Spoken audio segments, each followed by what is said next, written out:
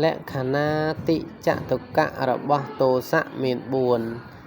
1. ចន្ទិកៈលក្ខណោមានការជាលក្ខណៈដូចអសេរពឹសត្រូវគេវាយ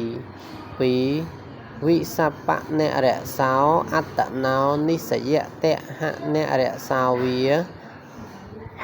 ឬមានការដុតកម្ដៅទីនៅរបស់ខ្លួនជាកិច្ចដូចភ្លើងឆេះព្រៃ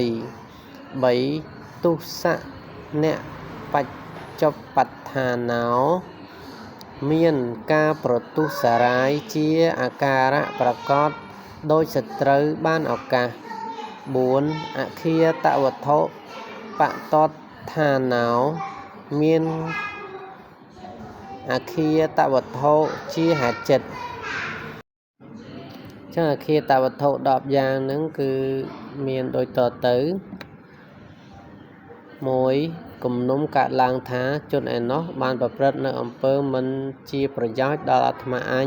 2. គំនុំកើតឡើងថាជនឯណោះកំពុងប្រព្រឹត្តនៅអំពើមិនជាប្រយោជន៍ដល់អាត្មាអញ 3. គំនុំកើតឡើងថាជនឯណោះ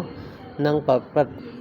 នៅអំពើមិនជាប្រយោជន៍ដល់អាត្មាអញ 4. គំនុំកើតឡើងថាជនឯណោះប្រព្រឹត្តនៅអំពើមិនជាប្រយោជន៍ដល់បុគ្គលជាទីស្រឡាញ់ជាទីពេញចិត្តរបស់អាត្មាអញ 5. គំនុំកើតឡើងថាជនឯណោះកំពុងប្រព្រឹត្តនៅអំពើមិនជាប្រយោជន៍ដល់បុគ្គលជាទីស្រឡាញ់ជាទីពេញចិត្តរបស់អាត្មាអញ 6. គំនុំកើតឡើងថាជនឯណោះនឹងប្រព្រឹត្តនៅអំពើមិនជាប្រយោជន៍ដល់បុគ្គលជាទីស្រឡាញ់ជាទីពេញចិត្តរបស់អាត្មាអញ 7. គំនុំកើតឡើងថាជនឯណោះបានប្រព្រឹត្តនៅអំពើជាប្រយោជន៍ដល់បុគ្គលមិនជាទីស្រឡាញ់